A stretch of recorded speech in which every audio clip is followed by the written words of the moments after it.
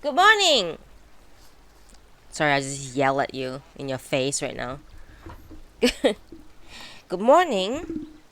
Good morning. How do you say good morning in Tagalog? I'm gonna Google that. Good morning. Selamat pagi. Selamat sejahtera. 早晨。早安好。おはようございます。Magandang umaga. Magandang umaga. Magandang umaga. I don't know. My pronunciation is probably super fucked. Hey. Yo.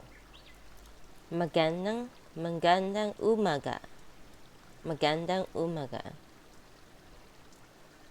Chosen. It'd be funny if I do a stream like completely in Cantonese one day.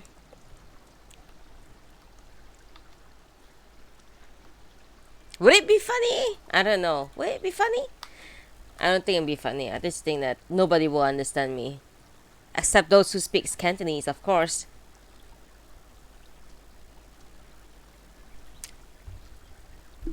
In Cantonese is so easy. Just 2 words. 早晨.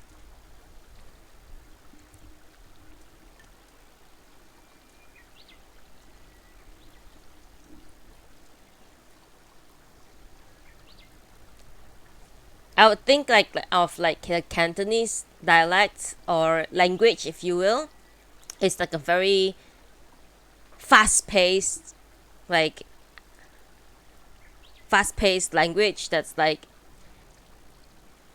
you can just say that everything is shortcut basically, so that you don't waste too much time explaining things in Cantonese. Basically, I don't know how to explain it.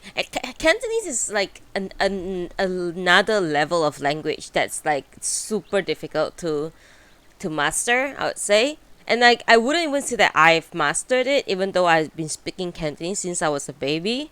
So interesting. It would be interesting, definitely. How are you, Diane? Have you gotten your breakfast? I should do a Malay stream. I could,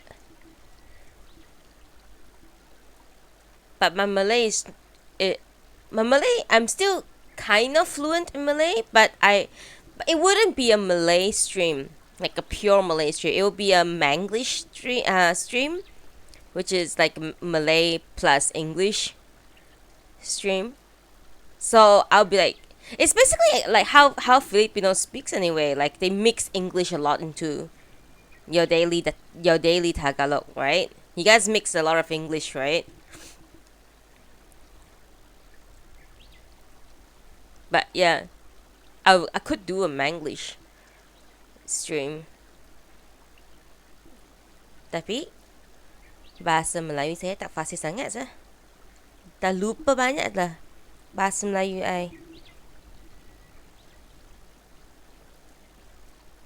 You know how people like sounds different when they speak in a different language? I always wonder how I sound like when I speak in different languages. I know that Zapok said that when I speak in Cantonese, it just sounds like I'm fighting with someone. We're just aggressive, man. Cantonese are just aggressive people, man.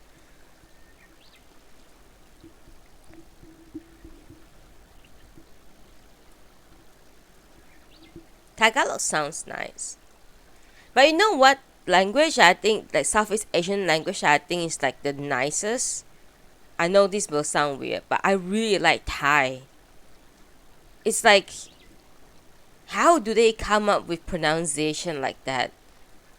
And it sounds like music when they speak it. I don't know. It's crazy. Thai language is like another level.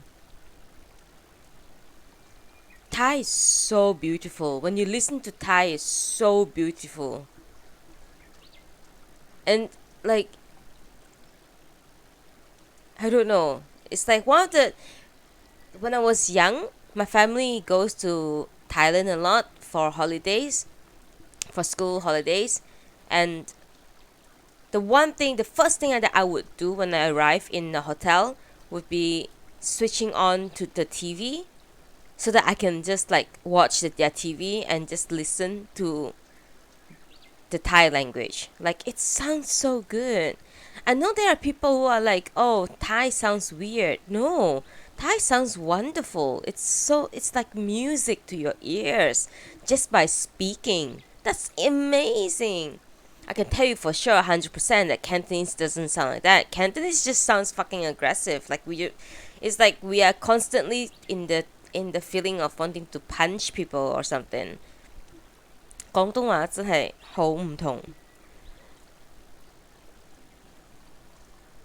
seriously. But that's the topic of languages for today. It's just DM and me right now. Nobody's in yet. But bahasa bahasa Melayu, the Malay language is also very very nice.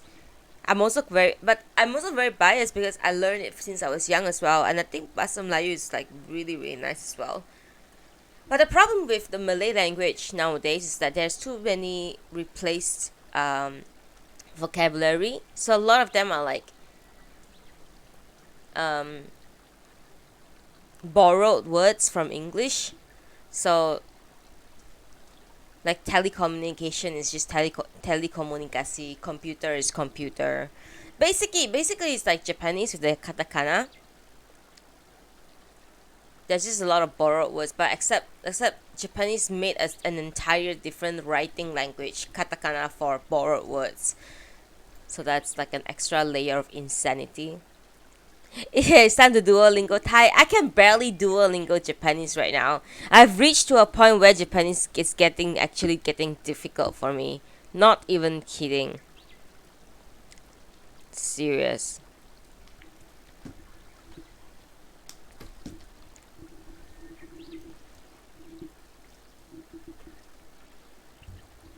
Duolingo has been trying to I think they are still in the process of making the Cantonese language.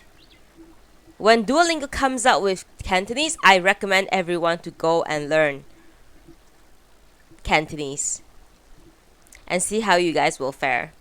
And then you guys can come here and talk to me in Cantonese. But I can't read Chinese. I'm a banana through and through.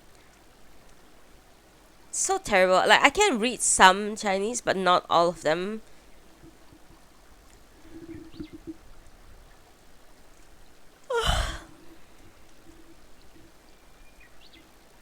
Okay. It's almost 10 past 11. One more minute, less than one more minute, that we'll start chapter 10 of Kusamakura. I really like this book so far, but I think Kokoro is still my favorite. But now, how do you choose a favorite when the author is your favorite, right? But I would say this is really good. But I didn't enjoy Bochan that much because I think Bochan has a translation problem. This one doesn't have a translation problem. So the translation is fucking perfect for this one. Kokoro is amazing as well. I remember I lent my Kokoro book to my friend and she was like, "Oh my god, it's so good." And I was like, "Yeah, it's Natsume Sōseki, man." And I really like it. Oh my god, yeah. Oh yeah, I think I did tell you all. Yeah, I read it to my therapist on Monday. Sorry, on the last Tuesday when I went for my therapy session.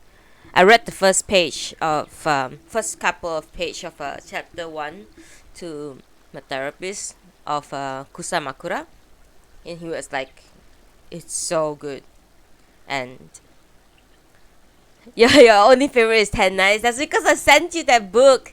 Do you want more? I can buy you Kokoro. Kokoro is good. I can send you Kokoro. I think my postcard to you is lost somewhere, man. It's not arriving. I don't know why. Takes forever. It's literal snail mail. I sent a snail mail to the end. I'm that romantic. I don't send snail mail a lot, okay? I send snail mail to special peoples.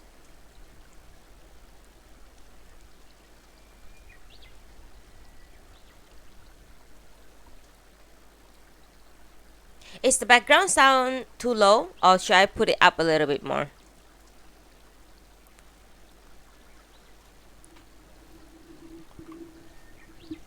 Ten Nights Dreaming is good as well. If you have like short attention span, basically, Ten Nights Dreaming is good. Any short story compilation is good if you have short attention span.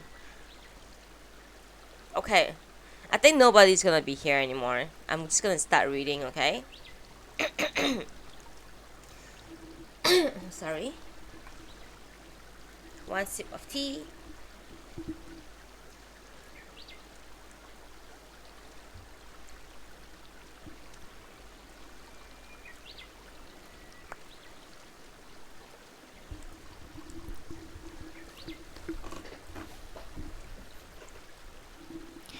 And we'll begin today's session with chapter 10 of Kusamakura by Natsume Sōseki.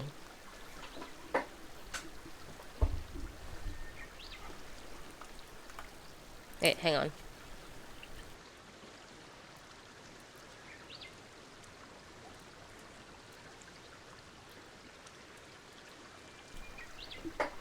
Okay. Chapter 10. I've come to take a look at Mirror Pool. In the path behind Kankaiji Temple drops down out of the cedar forest into a valley, forking before it begins to climb the mountain beyond, and there, enclosed by the two ways, lies Mirror Pool. Dwarf bamboo crowds its edge. In some places, the leaves press in so densely on either side that you can barely avoid setting up a rustling as you pass. The water is visible from among the tree, but unless you actually go around it, you have no way of guessing where the pool begins and ends.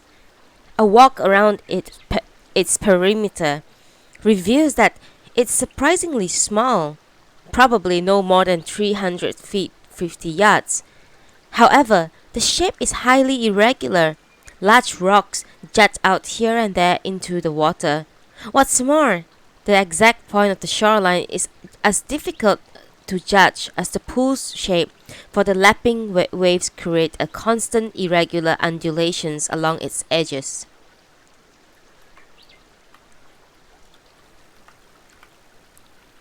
The area around the pool is largely broadleaf woods, containing countless hundreds of trees, some not yet flush with spring leaf bud. Where the branches are relatively sparse, there is even a carpet of young grass sprouting in the warmth of the bright spring sunlight that filters through, and on the 10th of... Good morning, Silva.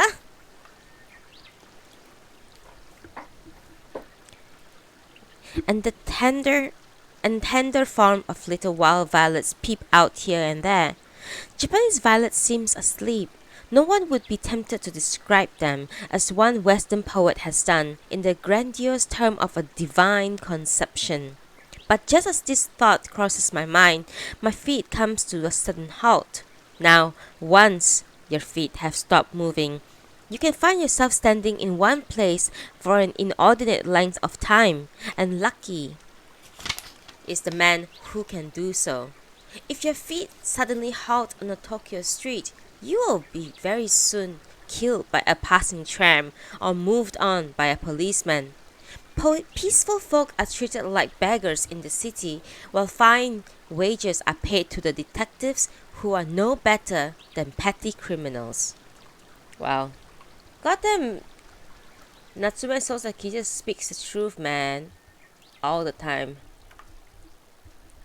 Sorry, it's a bit too loud for me. I lower my peaceful rump onto the cushion of grass. No one will raise an object. Sorry. Even if I should choose simply to stay sitting here for the next 5 or 6 days. That is the wonderful thing about the natural world. While on the hand, while on the one hand, it has neither pity nor remorse. On the other, it is neither fickle nor arbitrary in its dealing with people. It treats all indifferently alike. Many are prepared to turn their noses up at the rich and powerful, the Iwasakis and the Mitsuis of this world, but who beside nature can coolly turn his back on the ancient authority of emperors? The virtues of nature far and away transcend our pitiful human world. Their absolutely equality holds eternal sway. Rather than associate with the vulgar and thus induce in yourself the kind of misanthropic fury felt by the Timon of Athens, far better to follow the ways of the sages of the old and to cultivate flowers and herbs in your little plot and spend your days in peaceful coexistence with the nature. People like to speak loftily about fairness and disinterest. Well, if this means so much to them, surely we would be best to kill 1,000 petty criminals a day and use their corpse to fertilize the world of gardens.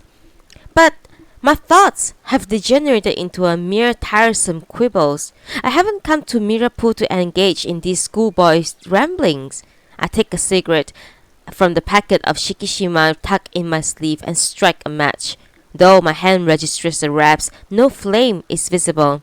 I apply it to the tip of my cigarette and draw, and only now as smoke issues from my nose can I be certain I am smoking a lit cigarette. In the short grass, the discarded match sends up a little dragon's curl of smoke, then expires. I now shift my seat slowly down the shore. My grassy cushion slopes smoothly right on into the pool. I pause just at the edge, where any farther advance must bring the tepid water over my feet and peer in. The pool seems quite shallow for as far out as my gaze can reach. Long, delicate stems of waterweed lie sunk there in a deathly trance. I can think of no other way to put it. The grasses on the hill will bend with the breeze. Stems of seaweed await the wave's tender, enticing touch. This sunken waterweed, immobile for a century and more, holds itself in constant readiness for motion through the endless recurrence of days and nights. It waits. The tips of those long stems fraught with whole lifetimes of yearning for the moment when it will find itself tussled at last into action. Yet, in all this time it never moved. Thus it lives on, unable still to die. I stand and pick up from the grass 2 handy stones. I have decided to perform an act of charity for this waterweed. I toss 1 stone into the pool directly in front of me and watch as 2 large bubbles come gurgling up to vanish in an instant. Vanished in an instant, vanished in an instant, my mind repeats. Gazing into the water, I can see 3 long stems of waterweed like strands of hair begin to sway languidly about, but in the next instant a swirl of muddy water wells up from the bottom to hide them from sight. I murmur a quick prayer. The next stone I hurl with all my strength right into the middle of the pool. There is a faint plop, but the tranquil pool refuses to be disturbed. At this, I lose the urge to throw any more stones. Instead, I set off walking to the right, leaving my painting box and hat lying where they are. The first few yards are at the uphill climb. Large trees branch thickly overhead, and a sudden chill strikes me. A wild camellia bush is blooming in deep shade on the far bank, and there's no cheerfulness in them even when bathed in the midday sunshine or lit by a patch of sunlight. And this particular camellia is growing quite deep within a crevice in the rocks, huddled there in quiet seclusion, so that it weren't for the flowers, one would never notice it. Those flowers!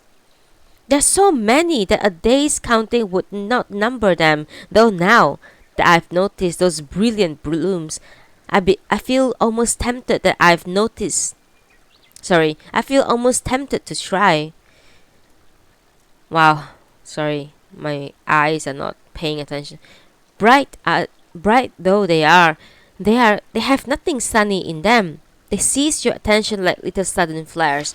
But as you continue to gaze, you feel that for some reason in uncanny shudder, no flower is more deceptive. Every time I see a wild camellia in flower, I think of witchery, a bewitching woman who draws people in with her black eyes and then quickly slips a smiling potion into their unsuspecting veins. By the time they realize the trap, it is too late. When my eyes falls on the camellia blooms on the far shore, I think to myself, yes, better if you had not seen. The color of that flower is no mere red. In the far recesses of the dazzling gaudiness lies some inexpressive sunken darkness. The sight of a pear blossom sodden and despondent in the rain will provoke a simple pity. A coolly enchanting aronia blossom in moonlight calls forth only delighted affection. But the sunken darkness of the camellia is of a different order.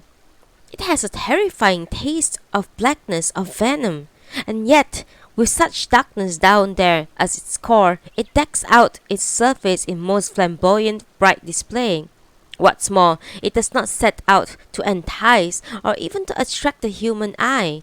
Flowers open and drop open, and over the passage of how many hundred springs, while the camellia dwells on its tranquillity deep in the mountain shadow, unseen by mortal eyes.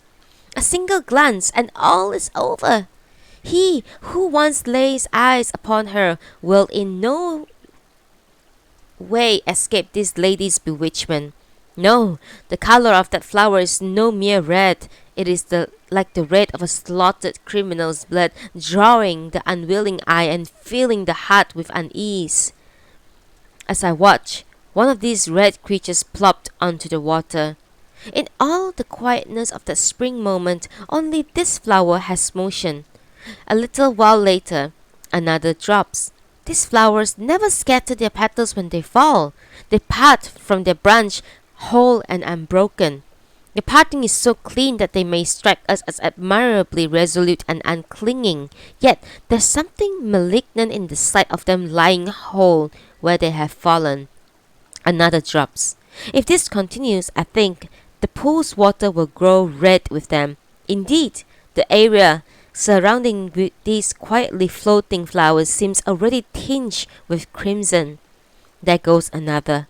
It floats there so still that no one can scarcely guess whether it has landed on a solid earth or on water. Another falls. Do they ever sink? I wonder. Perhaps the million camellia blooms that fall through the years lie steeped in water, till the color leaches from them, till they rot and finally disintegrate to mud onto the bottom. Perhaps thousands of years hence and unbeknownst to man, all the fallen camellias will eventually fill this ancient pool till it reverts to the flat plain it once was.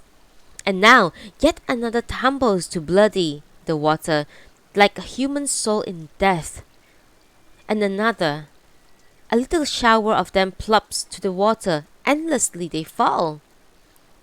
I wander back and have another cigarette, thinking idly as I puff that this might be the scene for my painting of a beautiful floating woman.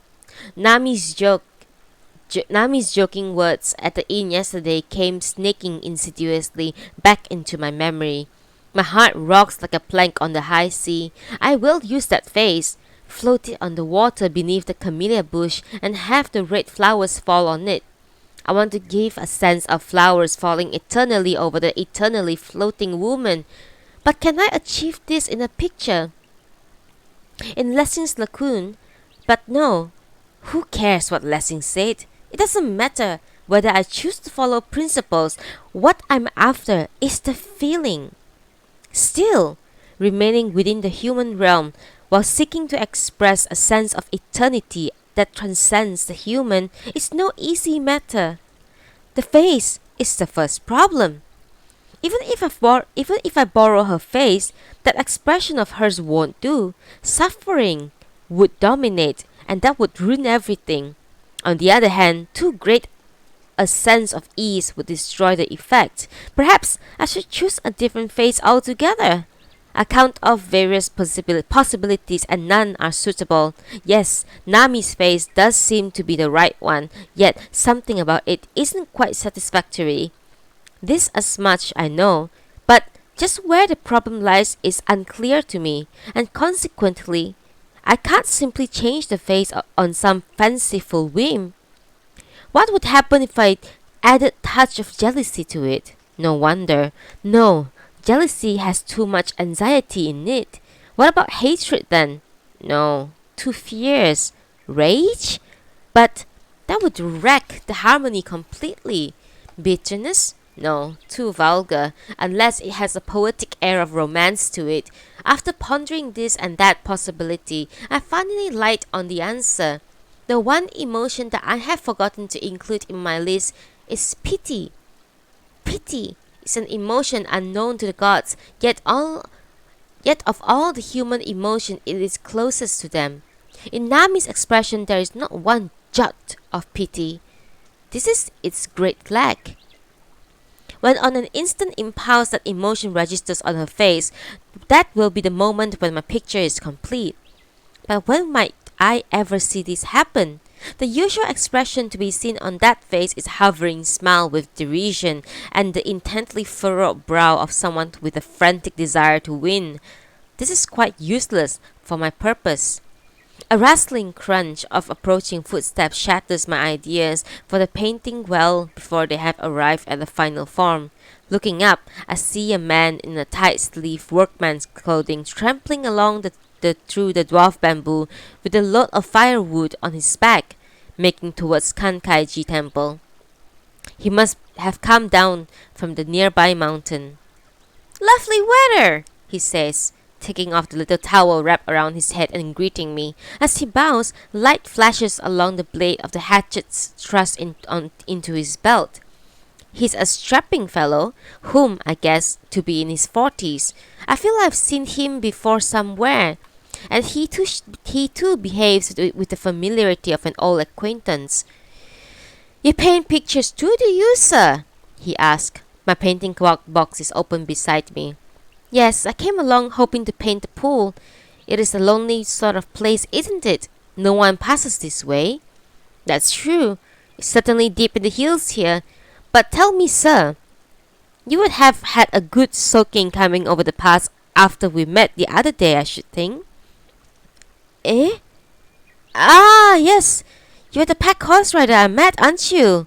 "Yes. This is what I do.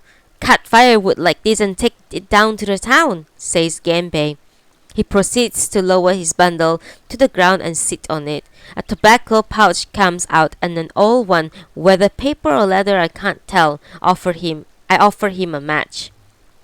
"So you crossed that pass every day, eh? That's hard work." "No, I'm quite used to it really. And anyway, I don't go over every day. It's once every 3 days, sometimes even 4. I wouldn't want to do it even once every 4 days, I must say." He laughs. "Well, I'm sorry for the horse, so I try to keep it down to about every 4 days." That's good for you. That's good of you. So the horse is more important than you are, eh?" I remark with a laugh. "Well, I wouldn't go that far. By the way, this pool struck me as very old. How long can it have been here?" It's been a long while, believe me." A long while? How long? Um, a very. I'll tell you this. It's been here since the Shioda girl threw herself in a long while ago. You mean the Shiodas who ran the hot spring inn? That's right. You said the girl threw herself in? But she's alive and well, is she not? No, not that girl. This one lived a long while ago. A long while ago? When would that have been? Oh, a very long while ago, believe me. And what the girl from a long while ago throw herself in here? And why did the girl from a long while throw herself in here? Well, she was a beauty, like the present girl is, sir. Huh? And one day, one of those bonzes came along. You mean those begging monks? Yes, one of those bonzes that plays the bamboo flute and goes about begging. Well, when he was staying over at Shioda's place, he was the village headman at the time. That beautiful young girl fell head over heels for him. Call it karma, if you will, but at all events, she wept and declared that she simply had to marry him. Wept, did she? But the headman Shioda wouldn't hear of it. He said no bonds would marry his daughter, and in the end, he cried, "Be off with you!" To the monk? That's right. So then the young girl takes off after him and comes as far as the pool here and throw herself in right over here where you can see the pine tree. And it caused quite a stir, I can tell you. They say she was carrying a mirror on her, and that's how this pool got its name. Well, well, so someone's thrown themselves in here before, eh? A dreadful business, sir. How many generations back would that be, do you think? All I can say that it is a good long while ago, and I'll tell you another thing. Well, this is just between you and me, sir. What's that? There's been crazies in the Shioda since generations back. Fancy that! It's true, that's what it is. And the present young lady, too. Everyone's been looking askance lately and muttering about how she's gone a bit peculiar. Surely that's not so, I exclaimed with a laugh. You think not? But her mum was a bit peculiar. Is she at home there? No, died last year. I say, and I make no further comment, but simply watch the thin curl of smoke rising from the end of my cigarette. Having the bundle of wood back onto his back again, Genbei goes on to his way.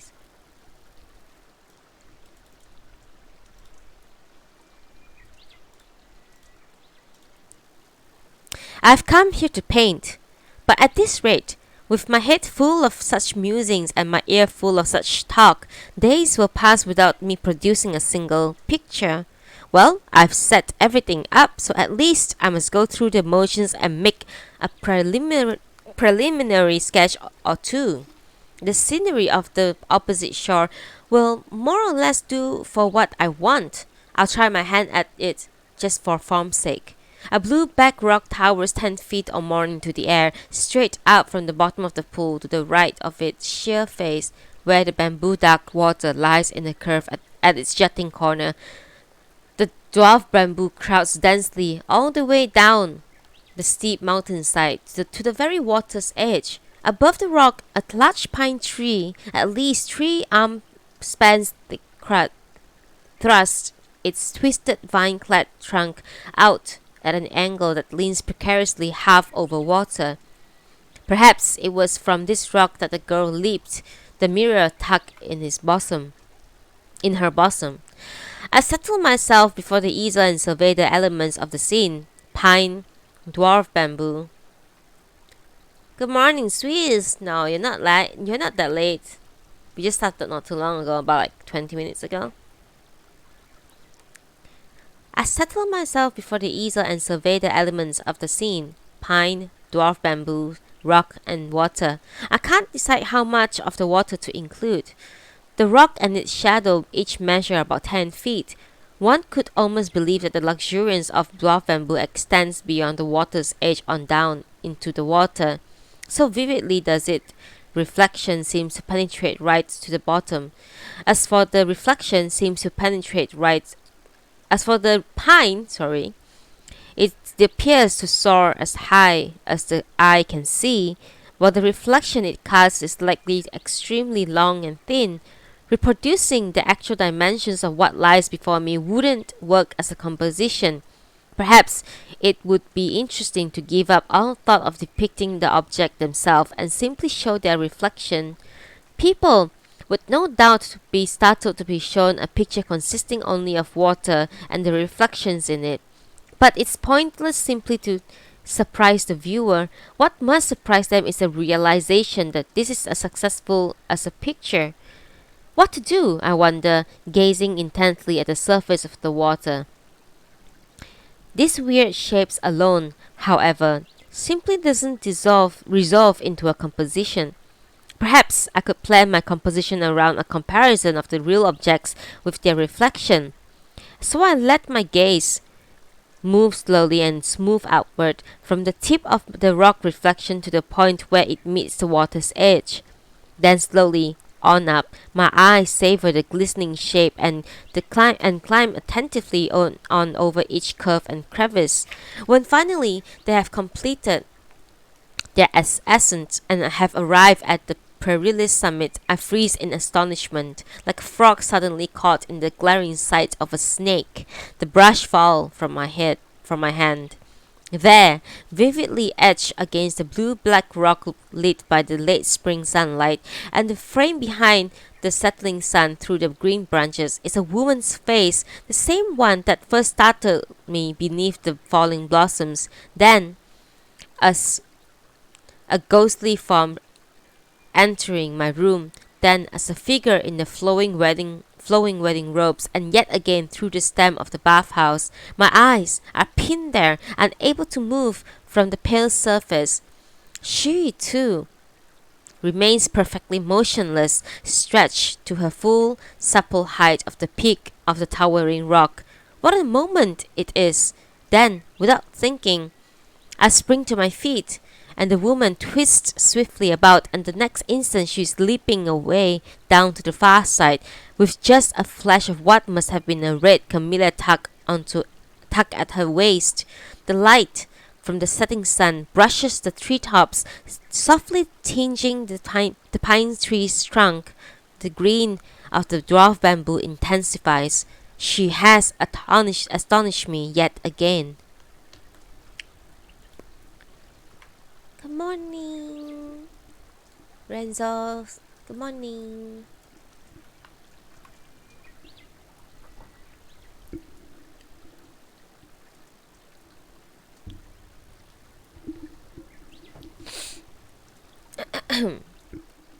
Chapter 11.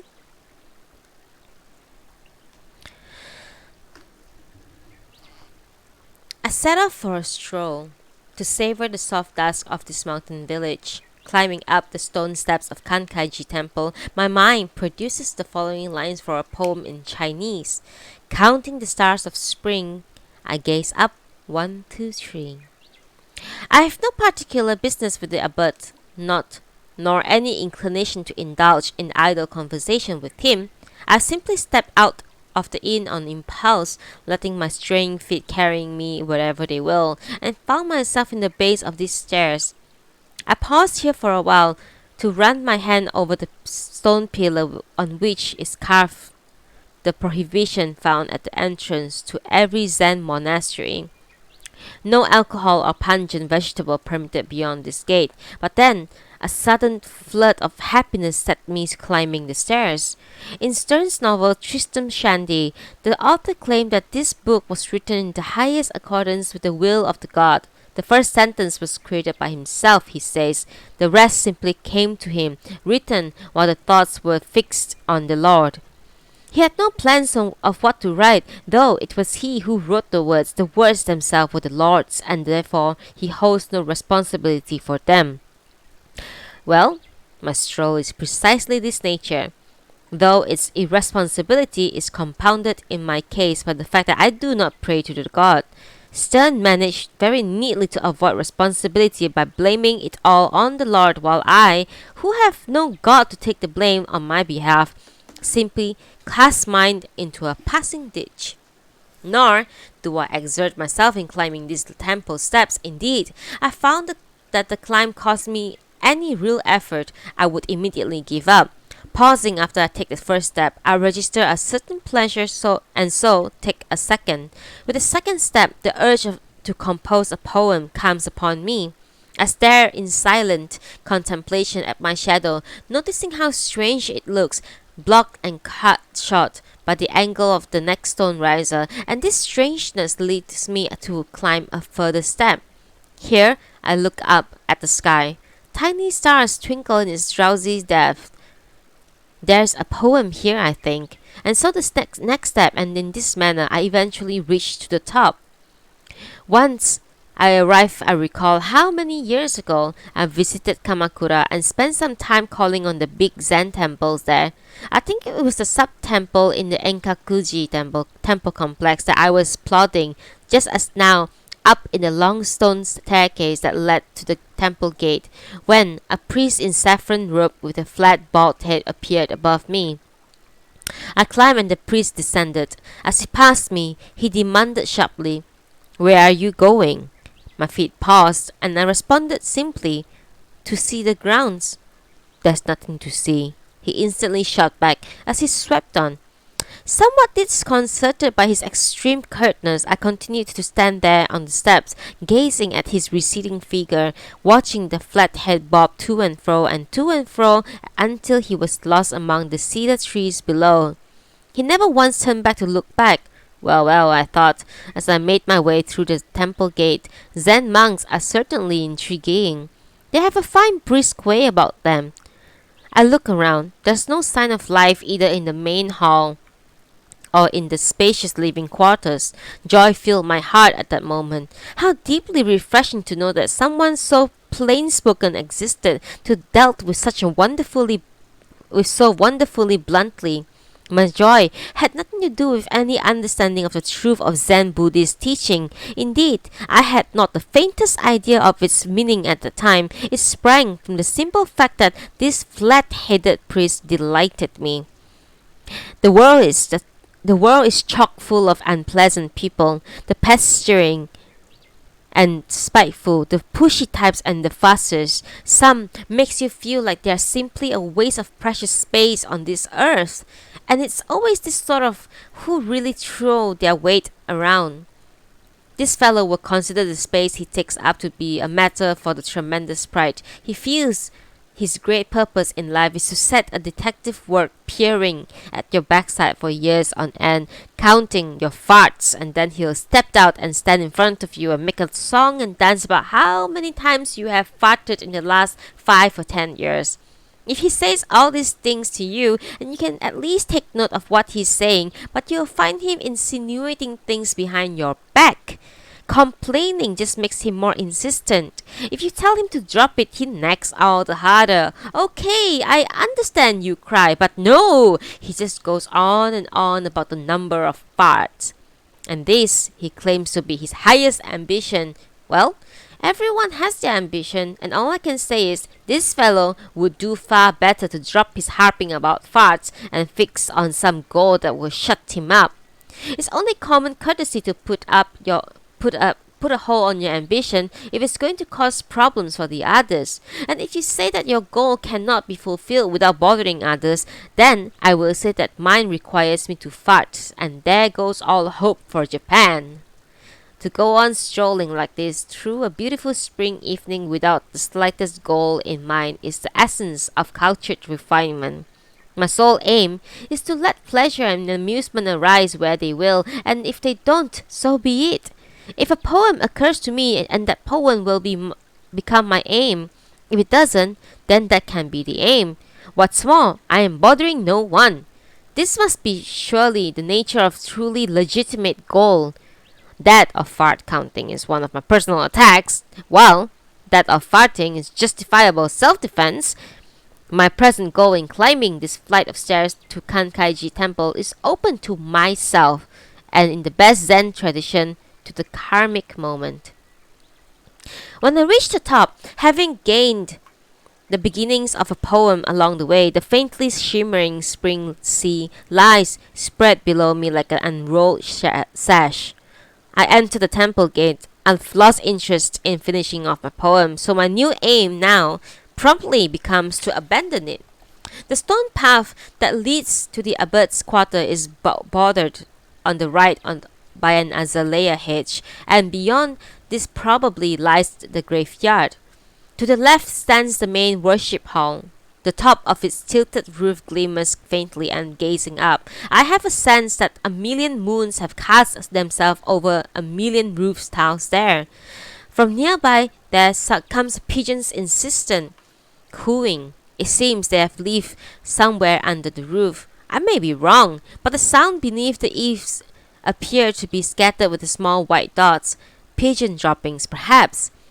Standing directly below the eaves drip line is a row of weird shadowing shapes. They are certainly not small plants of any sort, nor do they look like trees. They make me think of those little demons depicted praying to the Buddha in the painting of Iwasa Matabe, who have now left off the Nembutsu prayer and are waving their arms in the dance that accompanies it. They dance ceremoniously, forming a line that stretches from one end of the worship hall to the other, while their shadow dance ceremoniously in a line beside them. An exact replica, the hazy moonlight spring night must have seduced them to abandon the accustomed bell and book with which the Nembutsu worshippers traveled the land, gathering together on the moment's impulse to come to this little temple and dance. When I approach, I realize they are in fact large cactuses, 7 or 8 feet high. They look like green cucumbers in the size of gourds that have been crushed, molded into shape of a flat spatulate rice paddles, and strung together vertically, reaching skyward, their handles pointing down. How many paddles would it take before their full height is reached? They look as though they might this very night force their way up and through the eaves and climb to the tiled roof. Each new paddle shape, it seems to me, must appear quite suddenly, leaping into place on the plant is the same in the space of an instant.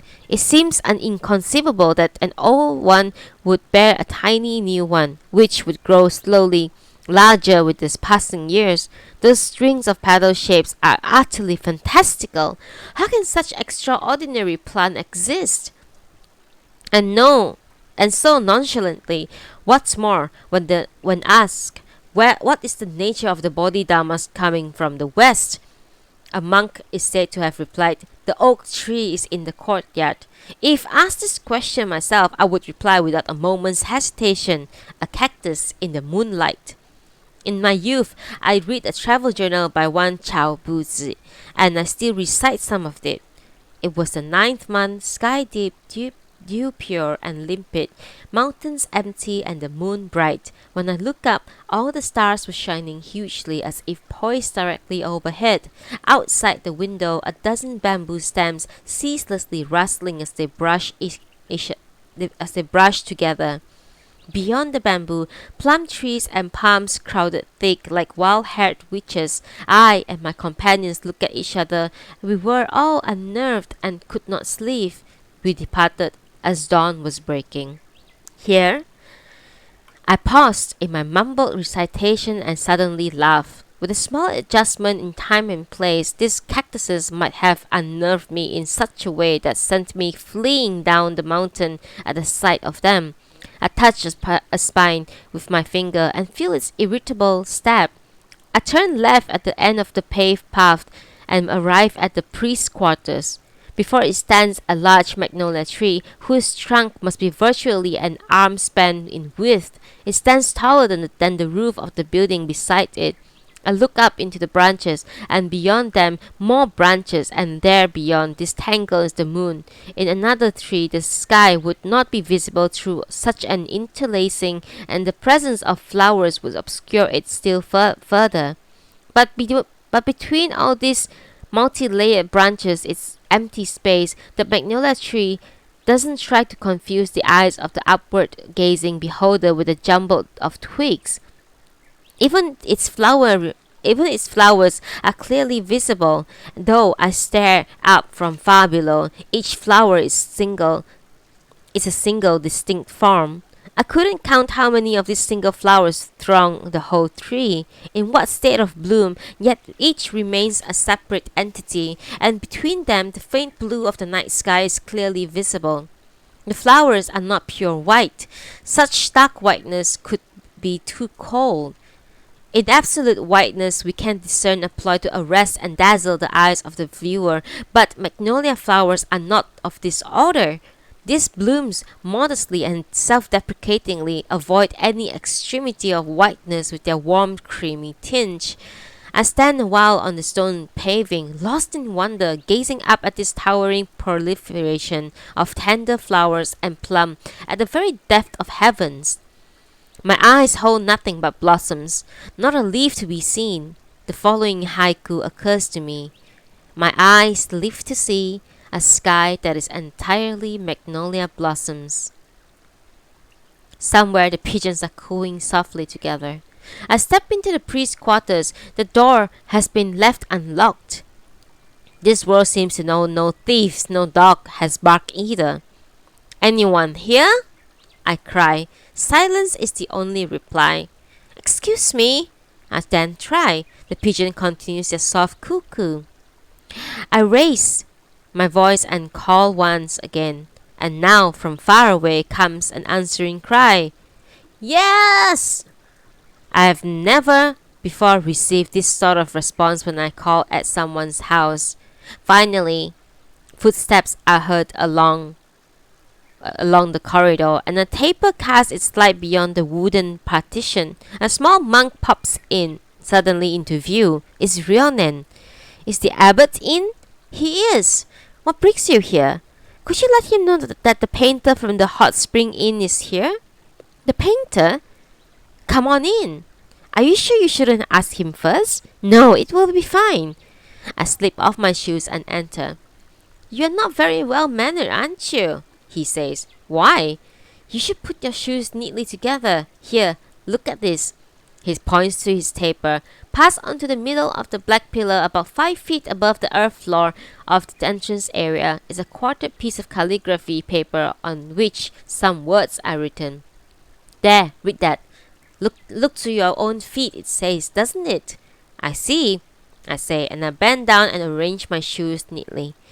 The abbot's room is beyond a right angle bend in the corridor, beside the main worship hall. At the entrance, Ryonen reverently slides open one of the paper doors and makes a low obeisance on his knees.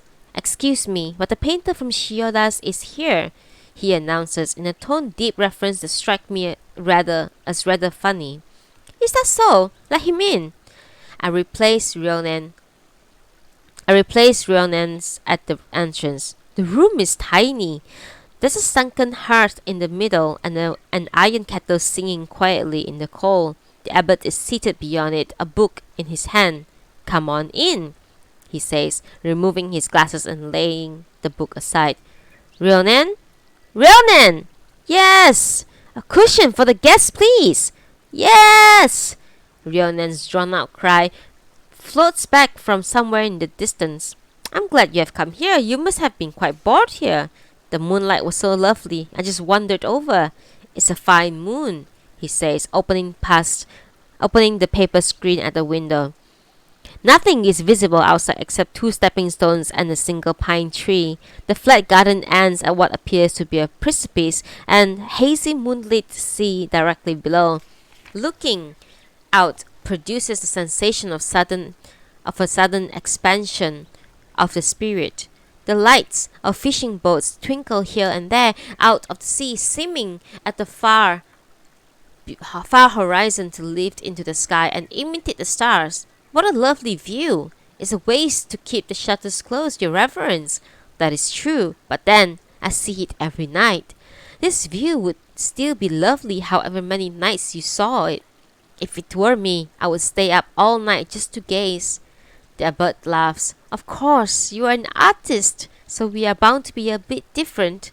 You two are an artist, your reverence, when you find such a view beautiful. Yes, that's true enough, I suppose. Even I can do the odd Bodhidharma painting. Look at this one hanging here. The scroll painting was done by a predecessor. It's very good, isn't it? I look at the Bodhidharma painting on the scroll in the little alcove. As a painting, it's dreadful. All you can say for it is that it's not vulgarly ambitious.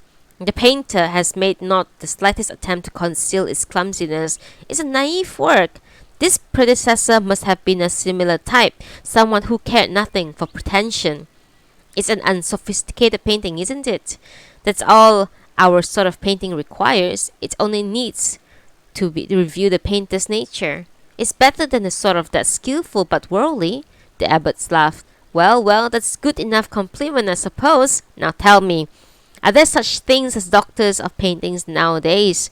No, they aren't. I see, because I met a doctor the other day. Really? I suppose a doctor is a fine thing to be, huh? Yes, I imagine. You would think there would be doctorates for painters too. I wonder why there aren't. In that case, there ought to be doctorates for abbots as well, aren't there? He laughs again. Yes, well, maybe so. Now, what was his name, the fellow I met the other day? I must have his name card somewhere here. Did you meet him? Where did you meet him in? In Tokyo? No, here. No, here. I haven't been to Tokyo for 20 years or more. I hear those things they call trains are running these days. I wouldn't mind taking a ride on one to see what it's like. There's nothing very interesting about them. They're noisy things. Well, you know the saying. The dogs in the misty country will bark at the sun. The cows in the hot country will pant at the moon. I'm a country fellow, so I'll probably have a hard time coping with trains, in fact. Oh? I'm sure you'll cope perfectly well. They are really very boring things. Is that so? Steam is pouring from the iron kettle. The abbot takes the pot and cup from the nearby tea chest and proceeds to make us tea. Have a cup of coarse leaf tea. It's not the delicious tea that Mr. Shioda makes, mind you. I'm sure it's perfectly fine. You look as if you wander about a lot. Now, is that in order to paint? Yes, I take along the equipment when I go walking, but I don't mind if I don't actually paint any pictures. Ah, so it's only half serious then. Yes, you could say that. I hate submitting myself to all that fart counting, you see. Even a Zen practitioner such as the abbot is apparently at loss to comprehend this expression. What do you mean by fart counting? If you live in Tokyo for a long time, you get your farts counted. How so? I laughed. It wouldn't be so bad if it was just counting, but then they go on to analyze your farts and measure your asshole to see if it's square or triangular or so on. Ah, you're talking about hygiene, are you? No, not hygiene, no. I'm talking about detectives. Detectives? So it's the police, is it? Now, what's the purpose of policemen, eh? Do we really have to have them? No, artists certainly have no need for them. Nor do I. I've never had any cause to bother one. I'm sure not.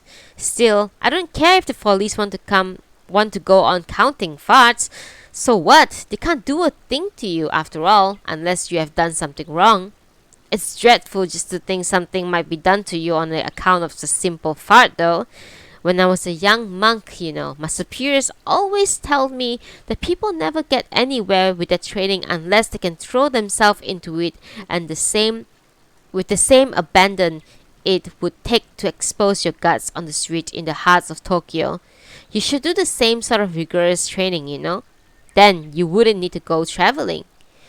If I were a real painter, I could achieve that sort of state whenever I wanted. Well then, you should do so. I can't if people are counting my farts all the time. The abbot laughs. Well, there you are, you see. Now, that last of Shioda's where you are staying, young Nami. After she came back from the marriage, all sort of things used to plague her mind, till in the end she decided to come to me for some Buddhist instructions. And now look at her. She's come a long way with it. This day she's got a fine head on her shoulders. Well, I did get the impression that she was no ordinary woman. No, she's very sharp. A young monk studying under me by the name of Taiyan was led to a moment of great crisis on life on account of her, you know. It proved to be an excellent aid to enlightenment for him, I understand. The pine cast its shadow across the quiet garden. The distant sea glimmers faintly with a shifting light that seems to answer and yet not answer the light that fills the sky. The fishing boats for lamps wink on and off. Look at the shadow of the pine. It's beautiful, isn't it? Is that all? Yes. It's not simply beautiful. It cares not if the wind blows. I drink glass of my tea and place the cup upside down on the tea tray and rise to my feet. Well, we'll see you as far as the gate. Ronan! The guest is leaving! When we step outside the priest's quarters, the pigeons are cooing. There's nothing more enchanting than pigeons, you know. I only have to clap and they will all come flying over. Here, I show you. The moonlight has grown brighter still. In the deep silence, the magnolia tree proffers its tangled branches of cloudy blossoms to the vault of the sky. Suddenly, the bird startles the very center of the clear spring night with a loud clap, and the sound dies on the breeze, and not a single pigeon appears. Not coming, eh? Funny. I thought they would. Ryonen looks at me with a hint of smile. The abbot appears to think that pigeons can see in the dark. What a happy innocence! At the gate we part. I turn to watch their two rounded shadows, one large and one small, follow each other back down the stone path and disappear. Chapter 12. I believe it was Oscar Wilde who remarked that Christ's approach to life is supremely artistic. I don't know about Christ, but I certainly believe that this statement could justly be applied to the abbot of Kankaiji, not in the sense of taste or of being in accord with the time. After all, this is a man who hangs in his alcove a Bodhidharma scroll painting so execrable it scarcely deserves the name of art, and boasts about how fine it is. A man who believes that there are doctorates for painters and who thinks that pigeons can see in the dark. But I would claim that despite all this, he is a real artist. His heart is a bottomless well. Everything passes straight through it without hindrance. He moves freely through all places, creates at will and moves on, and there's not the least hint of any sullying particle in experience remain lodged within him. If just a touch of discernment and taste could be added to his brain, he would become the perfect artist, at one with whatever situation he found himself to be in, maintaining the artist's essential state of mind even in the most trivial everyday moments of life. I, on the other hand, will never be an artist in the true sense as long as the detectives are still at work counting my farts.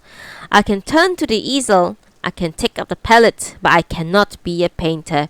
Only by bringing myself to this unknown mountain village and steeping myself deep into this late spring world have I at last found within me the attitude of the pure artist.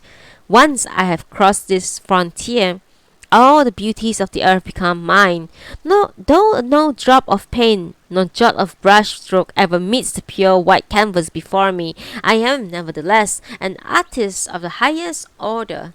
I grant I do not equal Michelangelo in artistry, nor Raphael in skill, but my artist soul can take its place alongside of those of great men of antiquity, proud and equal. I have not made a single painting since arriving. Indeed, I almost feel that to have brought the painting box along at all were a mere whim. And you call yourself a painter? You may say that with a sneer. But sneer though you may, I am, for the present, a true artist and a magnificent artist. Those who have attained this state don't necessarily produce great works, but all who produce great works must first attain it. These are my meditations as I savor a cigarette after breakfast. The sun has risen high above the trailing mist as light opened the screen doors to gaze out onto the mountainside beyond. The spring green of the trees seems almost transparent in the sunlight and glows with an astonishing richness.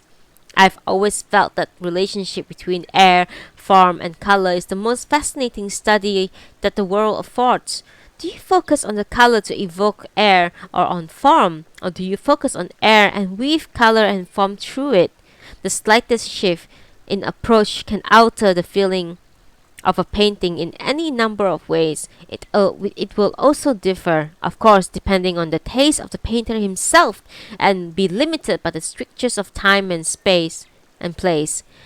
The landscape painting of the English contains no hint of brightness. Perhaps they dislike bright works, but even if this weren't the case, nothing bright could be produced in that dismal air of theirs.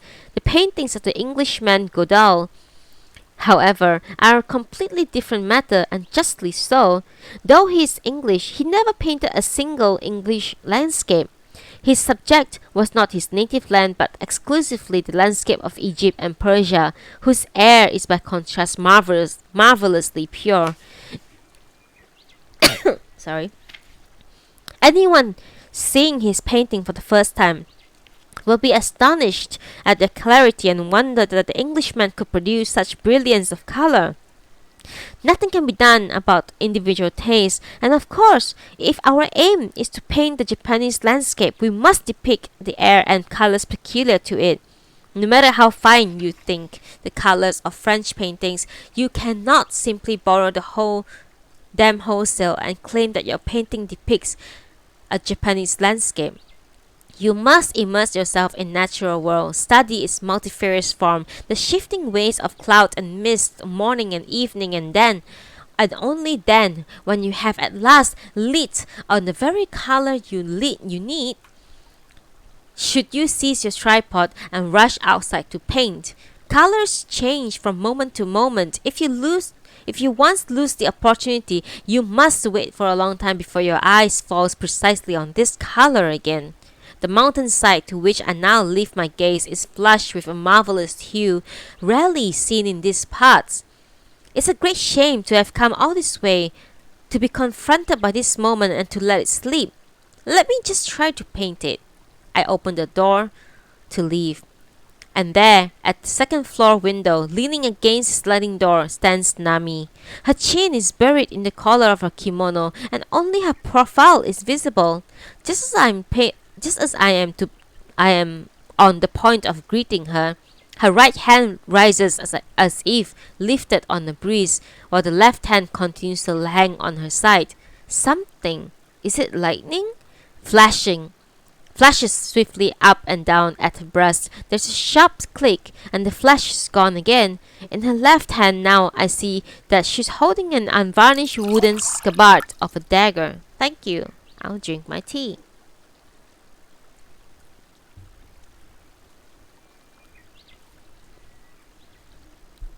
Read slower, read slower.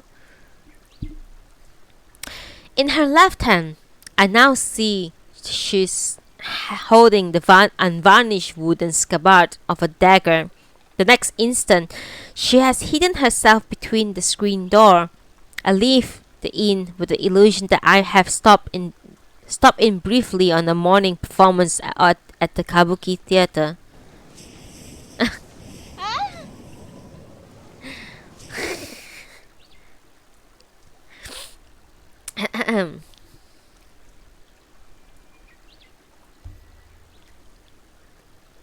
Turning left, directly outside the gate, I'm soon confronted with a steep path that sets off almost perpendicularly straight up the mountainside. Cries of bush warblers echo here and there among the trees. On the left, the gentle slope that descends to the valley is planted with mandarin trees. Two low hills stand to my right, apparently also devoted entirely to mandarin orchards. How many years ago was it that I visited here? I cannot be bothered counting. I remember it was a cold December and it was the first time I've come across a landscape hill swathed everywhere and mandarin trees like this. I asked one of the mandarin pickers perched in a tree if I could purchase a branch of them. He replied cheerily, "Take as many as you want." I began to sing an odd song. Back in Tokyo, I remember reflecting wonderingly, you had to go to a herbalist to come by so much as the skin of a mandarin. I heard a frequent sound of gunshot, and when I asked what it was, I was told that the hunters were out shooting ducks. On that visit, I had not the faintest inkling of Nami's existence. As an actor, she would make a marvelous female impersonator on the kabuki stage. When most actors appear on stage, their performance is that of someone outside the home setting, but she spends her everyday life performing, and she doesn't even recognize that. She's a natural actor. Hers could truly be called the artist's life. Thanks to Nami, I am well on the path to true painting. Unless I view her behavior as a performance, its unsettling nature will doubtless plague me to distraction all day. An ordinary novelist equipped with the standard tool of reason or human sentiment would quickly find the study of this woman overstimulating and retreat in disgust. If any emotional entanglement were to develop between us and the real world, my suffering would no doubt be unspeakable. But my aim on this journey is to leave behind the world of common emotions and achieve the transcendent state of the artist. So I must view everything before me through the lens of art, apprehending people, the terms of no and other drama as figures in poems. Viewed from a chosen artistic perspective, this woman's behavior is more aesthetically satisfying than that of any woman I have come across, and it's all the more beautiful for the fact that she is unaware of the beauty of her art. Don't misunderstand me. I maintain that it's quite unreasonable to judge behavior such as hers simply as unbecoming in citizen of our society. Yes, to do good, to be virtuous, to preserve chastity, to sacrifice oneself for the sake of duty are no easy matters. All who attempt these things must suffer to achieve them, and if we are to brave such suffering, somewhere must lurk the promise of a great pleasure enough to defeat the pain. Paintings, poetry, drama, these are simply different names for the pleasure within this anguish. When we once grasp this truth, we will at last act with courage and grace. We will overcome all adversity and be in position to satisfy the supreme aesthetic urges of our heart. One must disregard physical suffering, yet and set material inconvenience at naught, cultivate a dauntless spirit, and be prepared to submit to any torture for the sake of righteousness and humanity. Define on the narrow basis of human sentiment, art can be said to be a bright light hidden within the heart of us men of learning, a crystallization of that fierce dedication that cannot but repel evil and cleave to the God, shrink from the warp and align itself with the straight, aid the weak and crush the strong, a crystal that will shoot back to the flashing arrows of the daylight world that would pierce it. People will laugh at someone's behavior when they see it as theatrical. They are really laughing at what is, from the point of view, human sentiment. The quite incomprehensible and the meaningless sacrifice being made on grounds of purity, of aesthetics principle, they deride the folly of parading one's sensibility before the world rather than awaiting a moment that will allow innate beauty of character naturally to shine forth. Those who have true grasp of such matters may well scoff, and the louts and riff-raff who have no understanding of taste and chose to scorn others by comparing them to their own base natures are unforgivable. There was once a youth who leaped 500 feet to his doom down the waterfall into the swirling rapid leaving leaving him behind a final poem on the rock above. To me, it seems that this young man sacrificed his life, that precious life, for the sake of beauty pure and simple. Such a death is heroic. Through the impulse that prompted it is difficult for us to comprehend, but how can those who fail to grasp heroism of that death dare to deride his action? Such people, who can never know the emotions of one who accomplishes such supreme heroism, must surely forfeit all right to scoff, for they are inferior to this young man in being unable, even in circumstances, to justify in such an action to achieve his noble sacrifice. I am a painter, and as such, a man who professionally cultivates sensibility would automatically put me above my more uncouth neighbors if I were to descend to dwelling in the common world of human emotions. As a member of the society, my superior position allows me to instruct others. Furthermore, the artist is capable of a greater aesthetic behavior than those who have no sense of poetry or painting, no artistic skill. In the realm of human feelings, a beautiful action is one truth, justice, and righteousness, and to express truth, justice, and righteousness through one's behavior is to align oneself with the pattern of behavior. Deemed proper for civic life. Now, I have removed myself for a while from that sphere of human feelings, and during this journey I feel no necessity to rejoin it. Were I to do so, the whole point of journey would be lost. I must sift from the rough sense of human emotions to the pure gold that lies within and fix my eyes on that alone. For now, I choose not to play my part as a member of society, but to identify myself purely and simply as a professional painter, to cut myself loose from the entangling strictures of gross self-interest, and to dedicate myself fully to my relationship with the artist's canvas. And of course, my disinterested stance applies to the mountains and to the water, not to mention to other people. Under the circumstances, then, I must observe Nami's behavior in the same way, simply for what it is. When I have climbed about a quarter of a mile, a single white-walled dwelling looms up ahead. A house among the mandarin trees, I think. The road now divides in two, and I turn left with the white-walled house off to one side. I glance back and discover a girl in red skirt climbing hill behind me. The skirt gives way to a pair of brown sheens. Below me is a pair of straw sandals advancing steadily towards me. Petals from the mountain cherries tumble about her head. At her back she bears the shining sea. She arrives at the top of the steep path and emerges onto the flat top of the knoll. To the north tower fall upon fall of spring's green peaks. Perhaps the view that I gaze up at from my balcony this morning. To the south, where what seems like a burned area about 50 yards wide, and beyond it, crumbling cliff face. Below lies the mandarin orchard I have just passed through, and beyond the distant village, all that meets the eye is the familiar expanse of blue sea.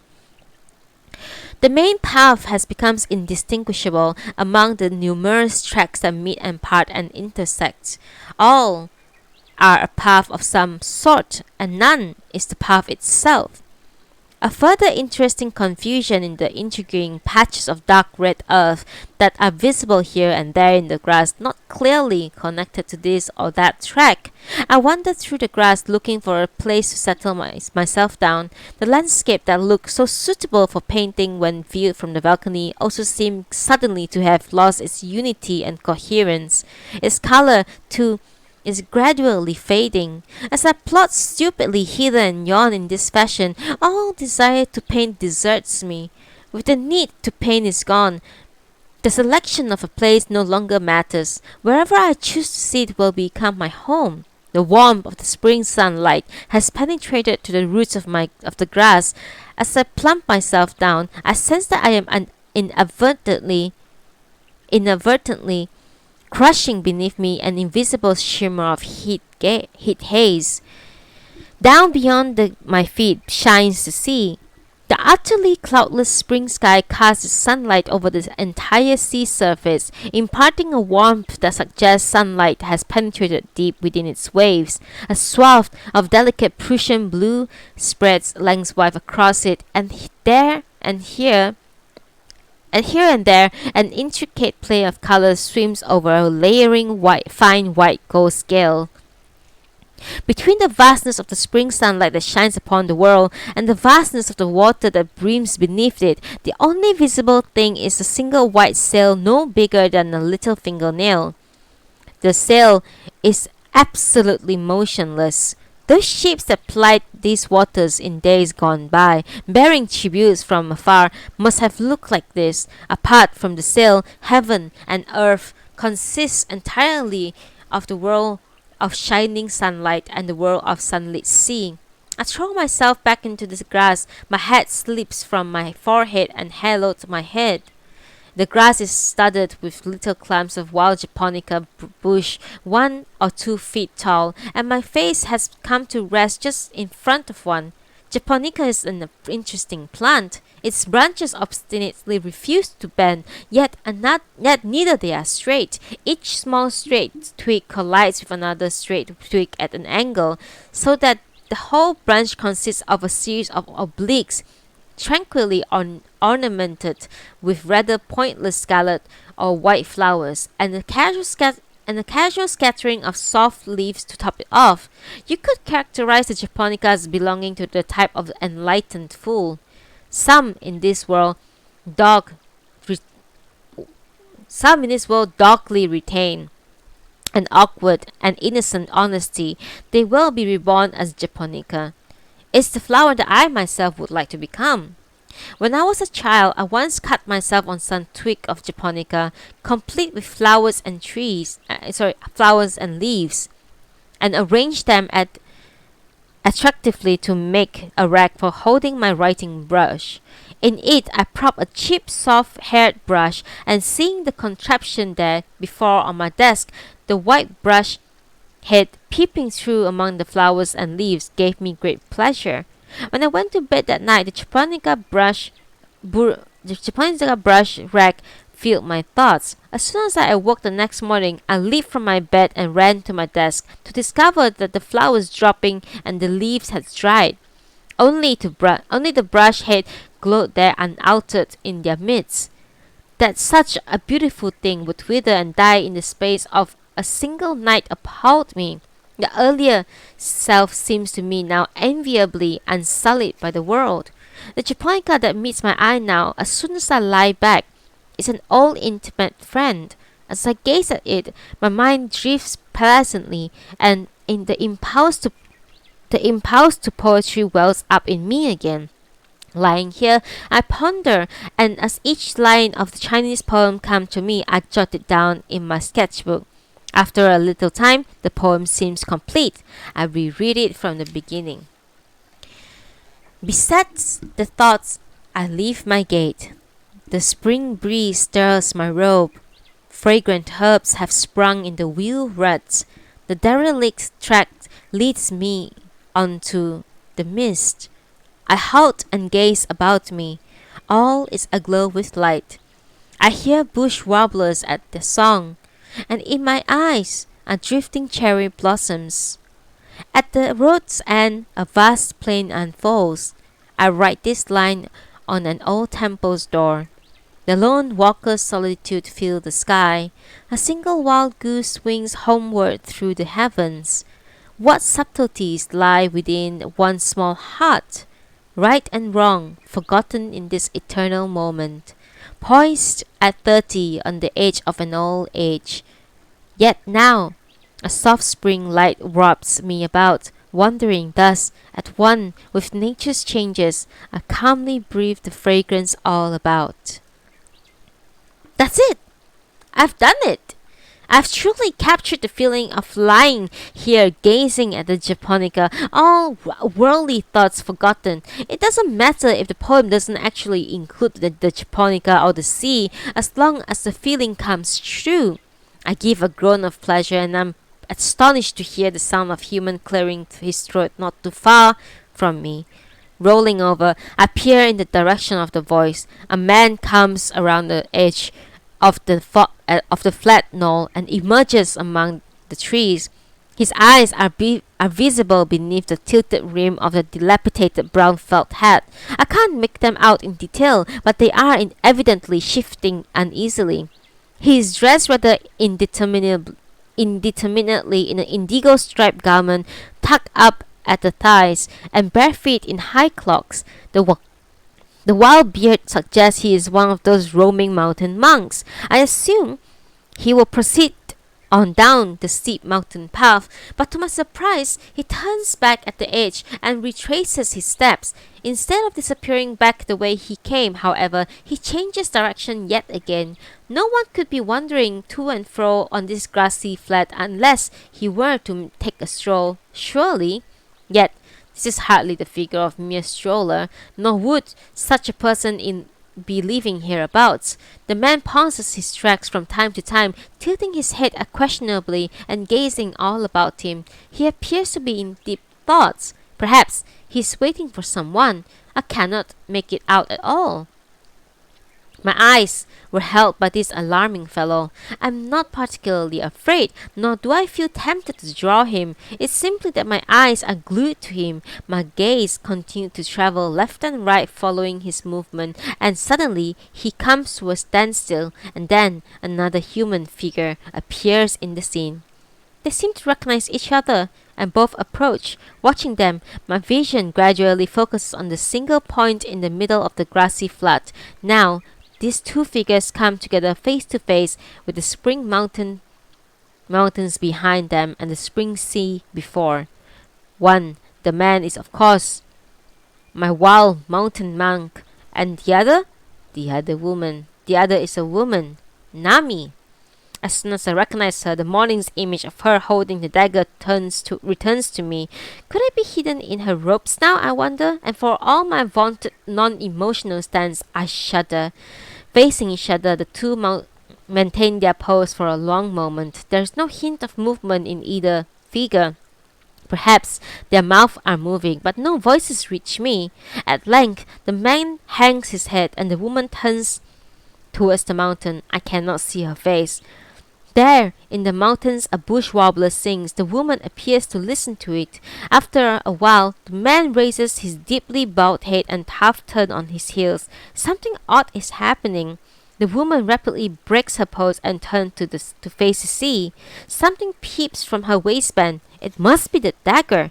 Head triumphantly high, the man begins to leave. The woman takes 2 steps in pursuit of him.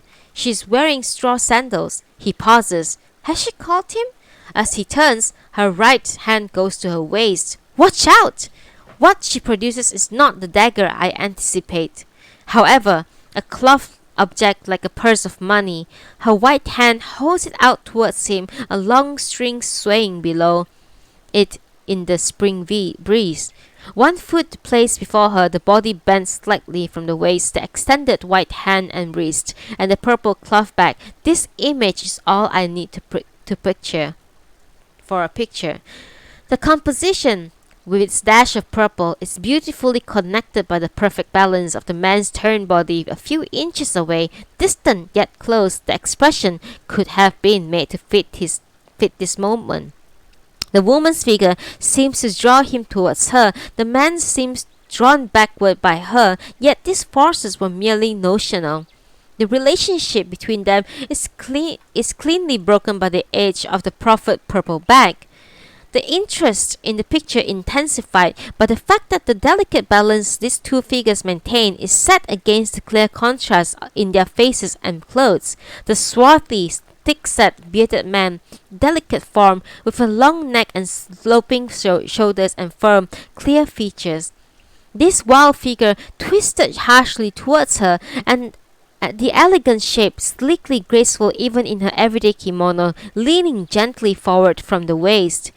His misshapen brown hat and indigo striped garment tucked to the thigh, her elegant curve of hair combed to a gossamer glint, and the captivating glimpse of a padding deep within the glowing black satin of her obi folds. All this is a marvelous material for a picture. The man puts out his hand and takes the purse, and at once the beautifully balanced handshake in their mutual poses disintegrates.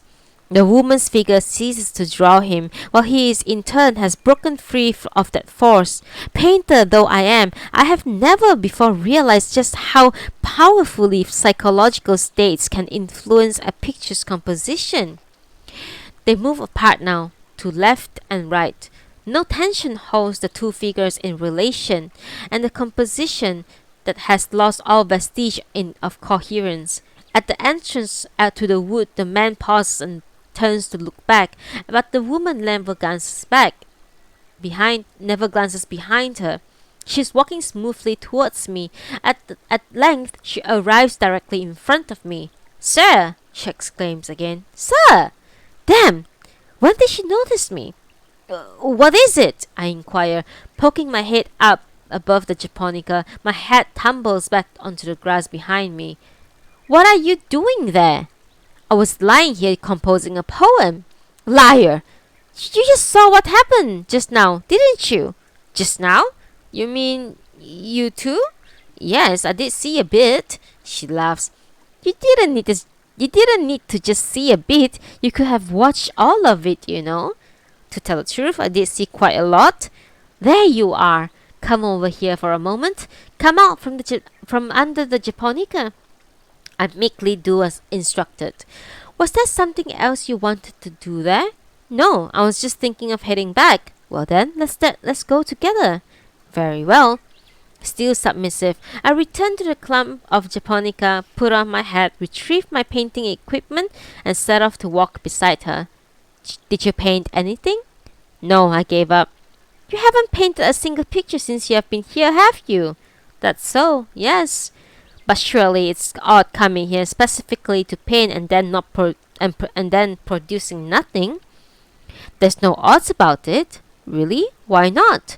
"What's the odds whether I paint the picture or not, after all?"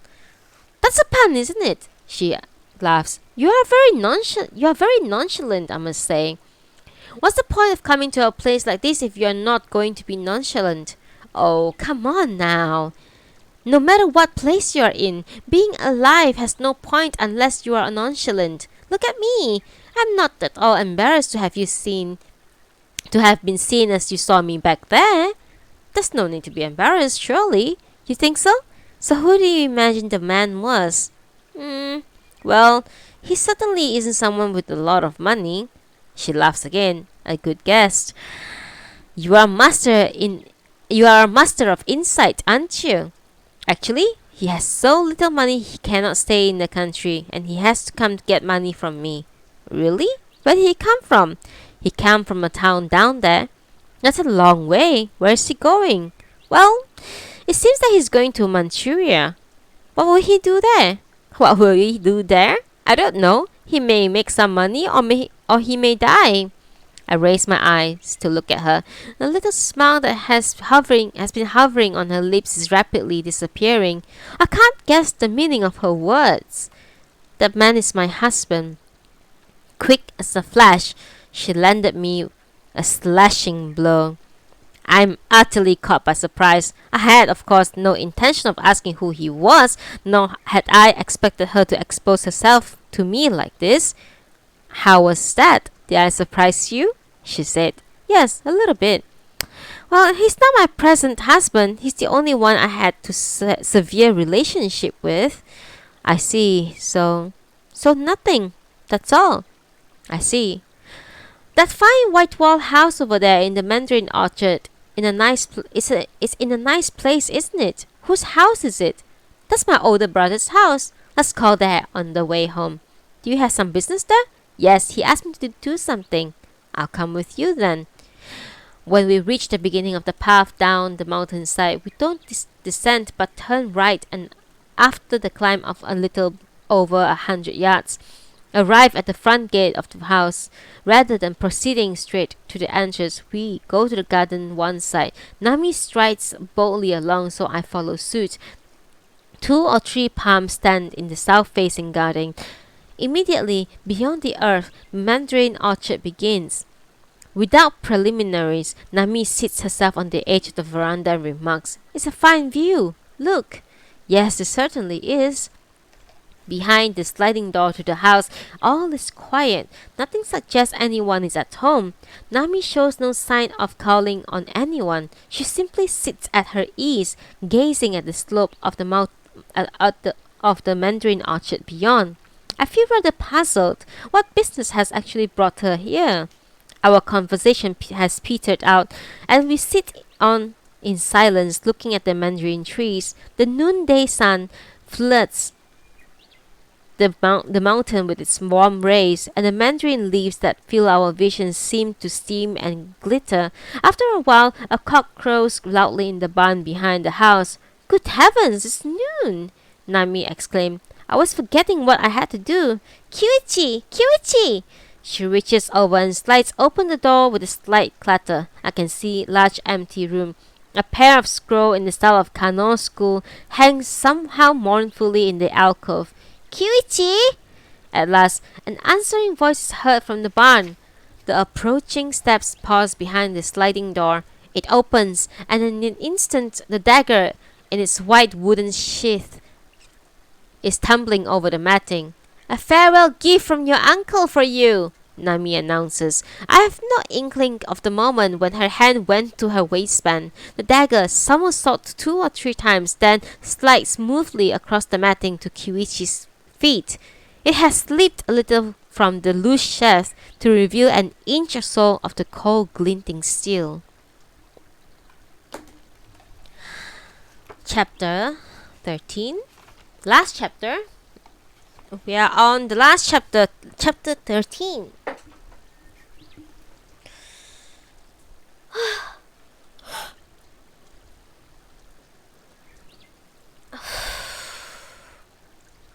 Okay.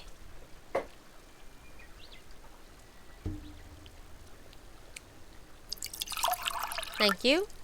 Thank you.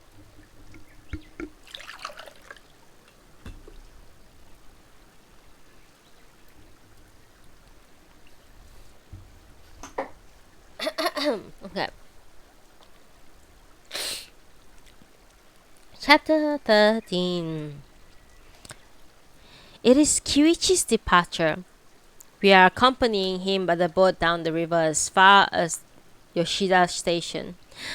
Besides Kyuichi, our boat contains Mr. Shioda, Nami, her brother, Genbei, and myself, of course, merely in the capacity of invitee.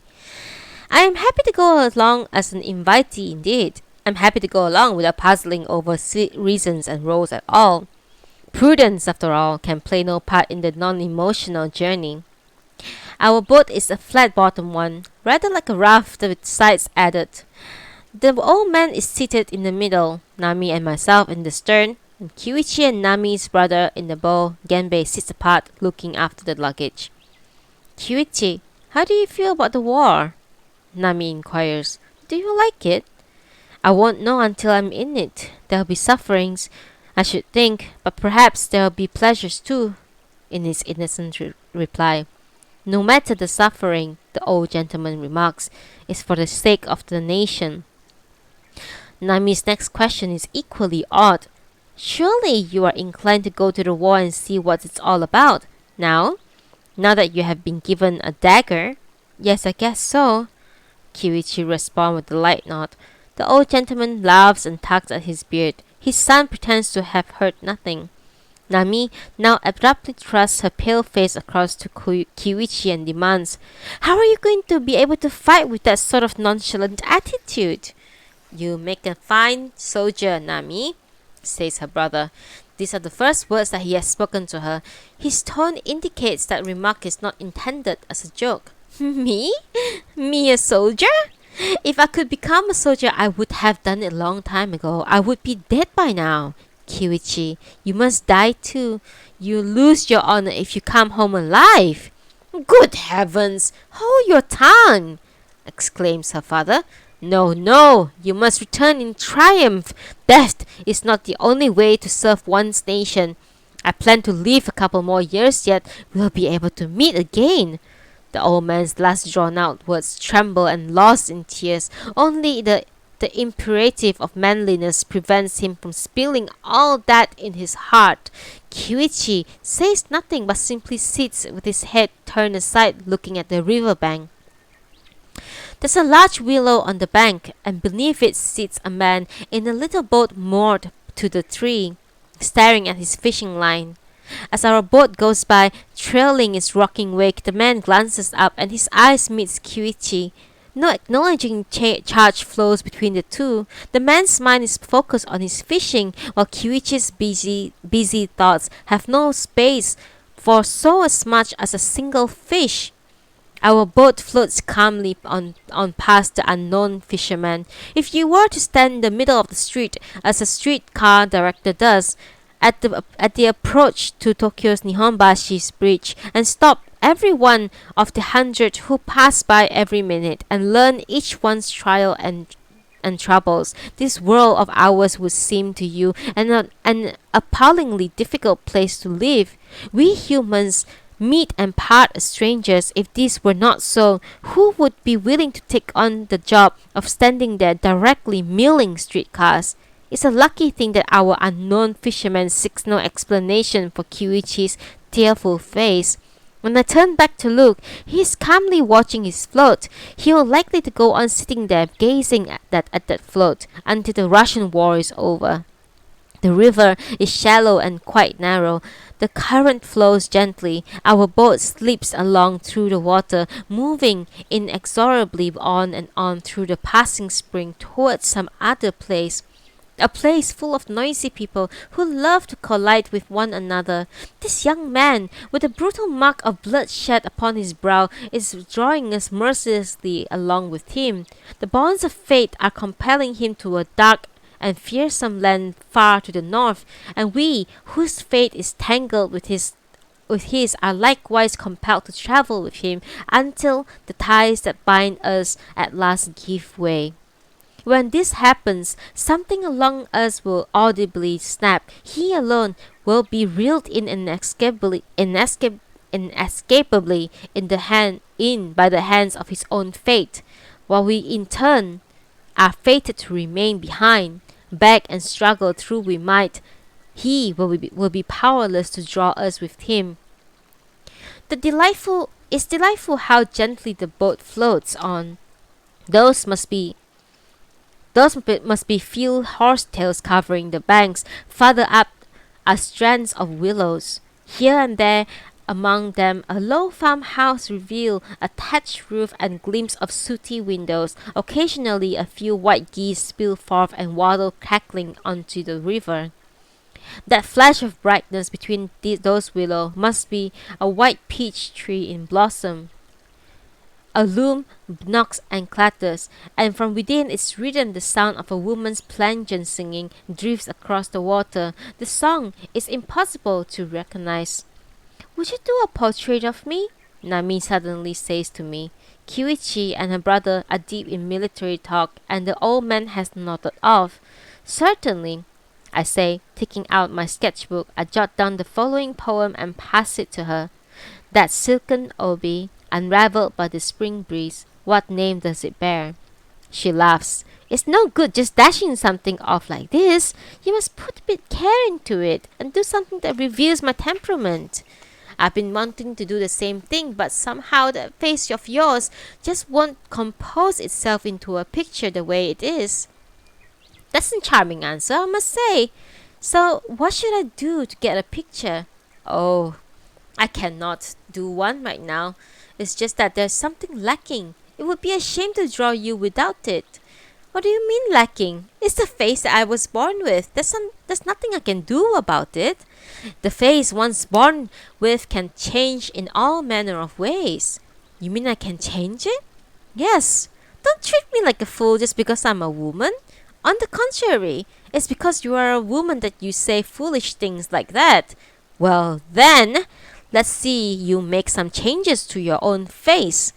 It already changes quite enough from day to day. She falls silent and turns away. The river banks are now level with the water, and the flat expanse of unplanted rice fields beyond is deep in flowering milk vetch.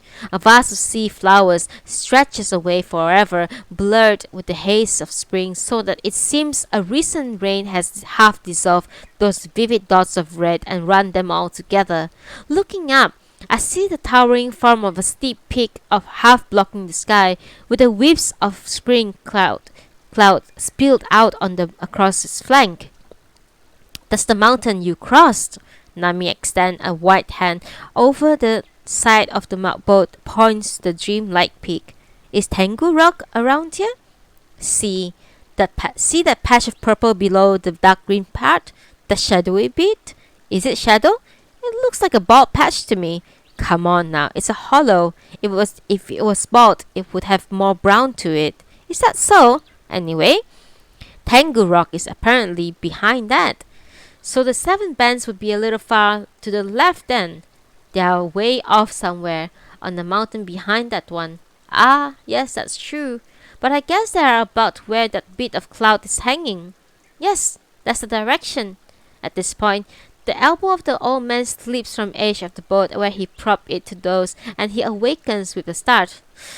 Not there yet? He stretches, chest out, right elbow drawn back, left arm thrust before him, then does an imitation of releasing an arrow from the bow. Nami chuckles. Don't mind me, it's a habit of mine. I too laugh. I see you like archery, I remark. I could draw a thick bow in my youth, he replies, patting his left shoulder, and even now my left hand action is still remarkably steady. Up in the bow, the tug of war is in full swing.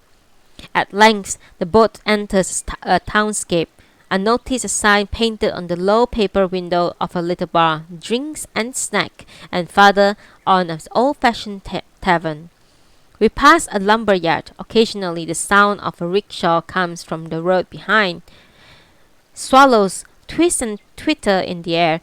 Geese honk. Now our little party leaves the boat and make our way to the station.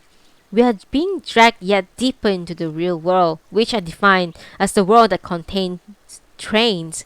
Nothing can be more quintessential representative of 20th century civilization than the steam train. It roars along, packed tight with hundreds of people in one box, mercilessly in its progress, and all those hundreds crammed in there must progress, and all must travel at the same speed, stop at the same place, and submit to a baptismal submersion in the same swirling steam. Some say that people ride in a train, but I would say they are thrust into it. Some speak of going by train, but it seems to me that they are transported in it. Nothing is more disdainful of individuality. Having expended all its means to develop individual, civilization then proceeds to crush it all by all possible means. Present civilization gives one person his little patch of earth and tells him that he may wake and sleep as he pleases on it, but then it throws up an iron railing around it and threatens us with dire consequences if we should put our foot outside of this barrier. Those who can act as they please in their own little patch naturally feel the urge to do the same beyond it. So the pitiful citizens of this world spend their days in biting and raging at the boundary fence that hems them in. Civilization, having given individuals their freedom and turned them into wild beasts thereby, then maintains the peace by throwing this unfortunate behind bars. This isn't real peace. It's the peace of the zoo, where the tiger lies in his cage glaring out at the gaping sightseers. Should one bar of that cage come loose, the whole world would fall apart. Then we will have our second French Revolution.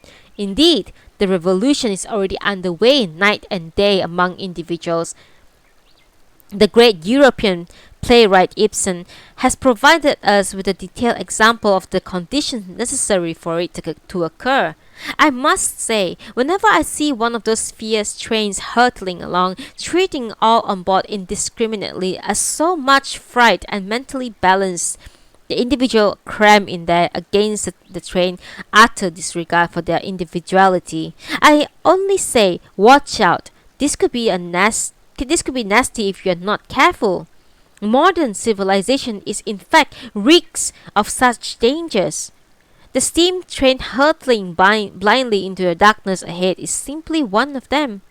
I sit in a tea shop at the station, staring thoughtfully at the piece of cake before me as I ponder this train theory of mine. I can't very well write it down on my sketchbook, and I feel no need to talk to anyone about it, so I simply sit in the silence, eating my cake and drinking my tea. Opposite me are two men. Both wear straw sandals. One has red blanket over his shoulder, and one is dressed in pale green workman's trousers with patches at the knees, to which he presses with his hands. No good, eh? No good. We ought to have two stomachs, eh? Like cows. That would be the answer. One goes wrong, you couldn't just cut it out.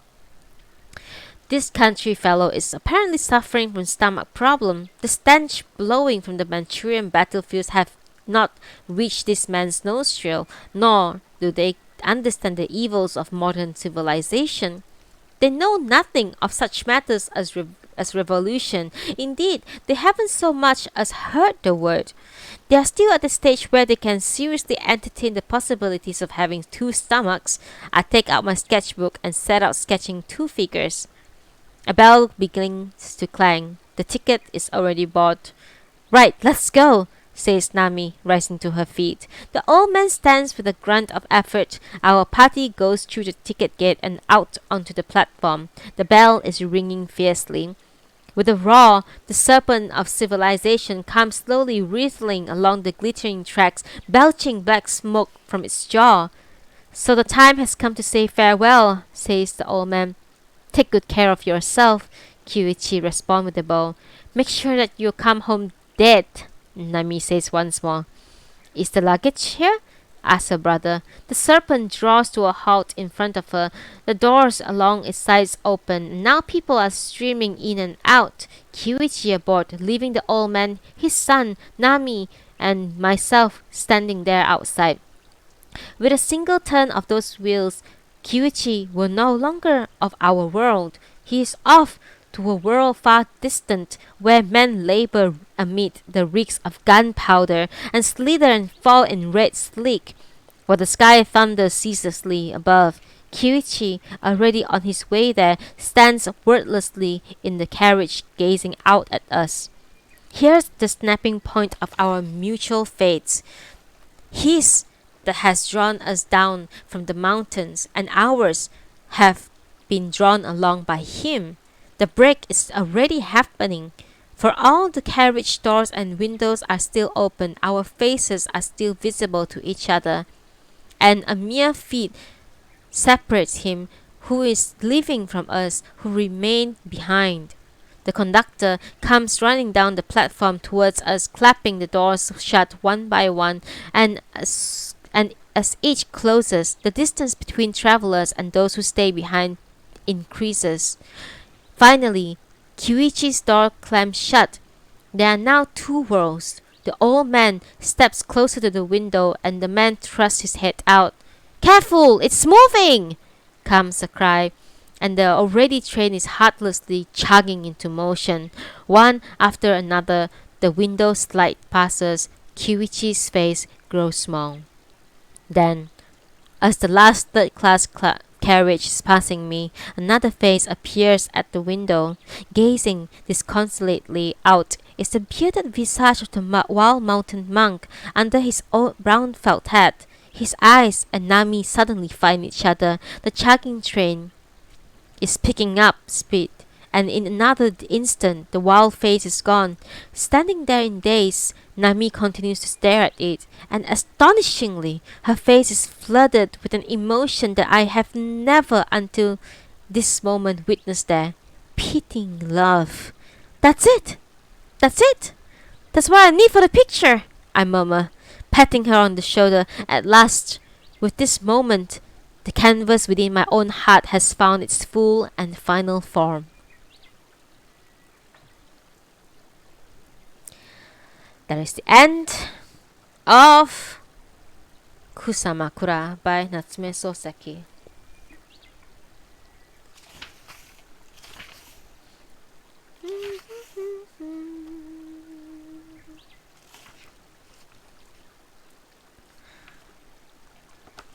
We did it! We finished a book! That feels good to finish a book, right? We did it! Thank you, everyone! Thank you, everyone, for listening! Hell yeah, we did it!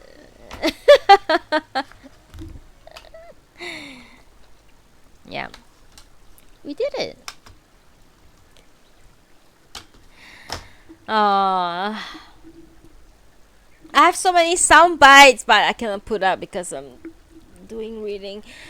I should play more other games, stuff. Hello, everyone. We have now finished Kusamakura by Natsume Sōseki. It's a pretty good book. Very pretentious. I like it. Very. No, it's just a lot of it is like Natsume Sōseki. You can tell like Natsume Sōseki's books are usually just not Natsume Sōseki's books in the sense that it's his voice, and you just hear his voice really. Thank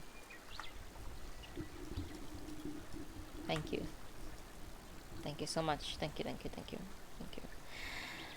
His writing is very much often very just what he says, and there's like nothing that his characters are basically him in many sense, like very, I don't know. Oh my god, I think I'm a bit buzzed now. Oh, nice. Okay. Yeah, so it's just Natsume Sōseki, man. He's like very. You can say he's very pretentious, but then at the same time, I think he just treasures individuality a lot. Individuality in the terms of like everyone should have their own opinion and have their own way of life, and don't be like herded by. Don't be a part of the herd of cows in the life, basically doing things because other people think that you should be doing that thing and stuff like that, I guess. And as pretentious as his writings can be sometimes, I appreciate it because it's hard. I mean, at least he's not as pretentious as Haruki Murakami. If you guys don't know already, I really don't like Haruki Murakami. Well, anyway, hello. Yeah, thank you so much, guys, for being here. I think we will be definitely. I think we'll be reading the next book next week. A new book next week, and I've already chosen it. It's something a bit different, something a bit more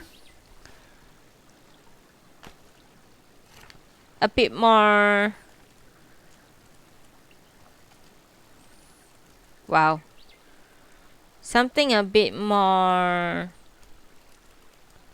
Western, I would say.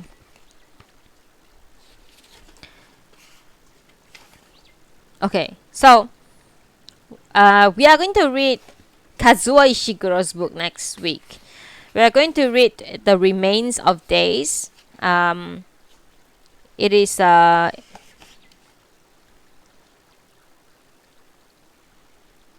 it's one of the really good books written by But I like Kazuo Ishiguro, so I'm biased, basically. That's what I'm trying to say. So we are going to read the remains of days next week.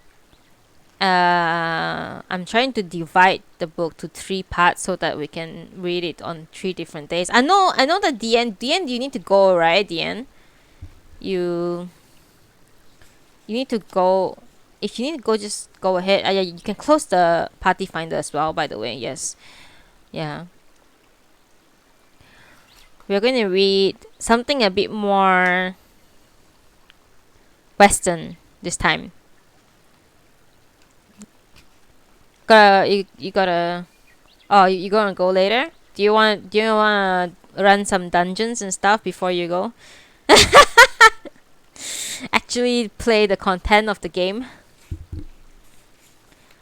Wow. Okay. This is gonna be difficult. It is gonna be difficult to separate the writing, yeah. Kazuo Ishiguro is like damn annoying sometimes. Not annoying, like he doesn't do chapters. He does things like by dates and stuff. But that's his style. We can do roulettes, definitely. Sure. Okay.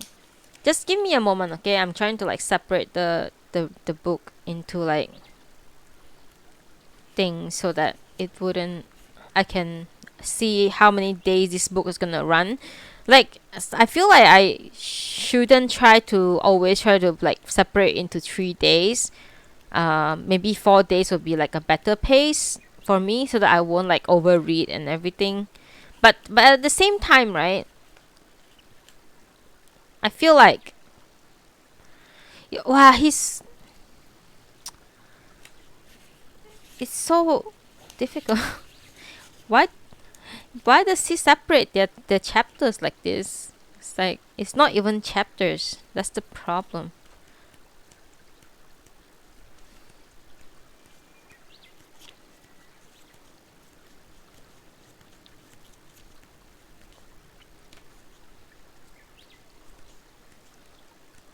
Okay.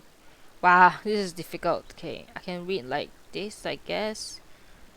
That's insane. This can't be. Day 2 morning.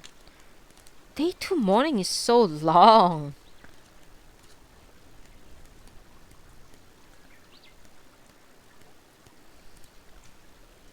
Well, I can do it like this, and then I can read. This is ridiculous. How do I read this?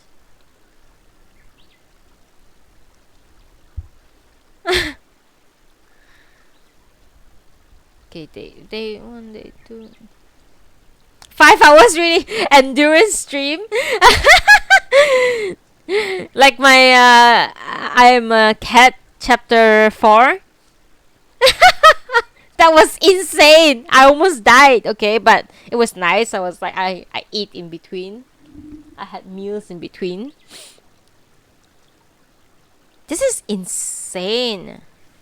I can definitely separate into 3 parts, but then the last part will be a bit shorter than the rest, cause it's so weird.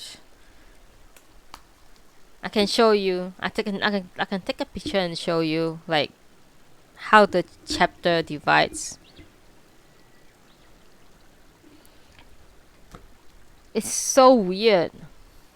Not even kidding.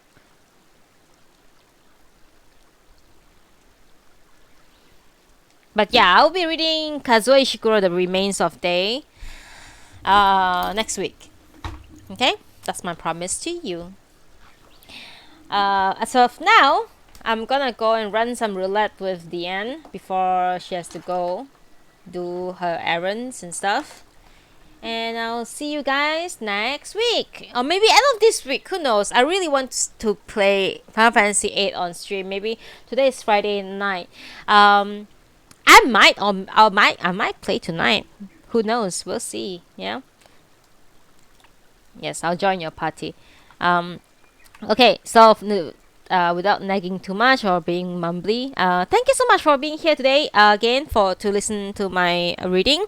Hope you guys liked it. Hope you guys liked the book. Hope you guys enjoyed the reading, and I'll see you guys soon. Goodbye. And now I'm gonna send you guys off with my favorite song in the world. Have you ever had a dream that you could know do skip no do skip you wanna know do skip. Okay. Bye bye. I love y'all. Mwah.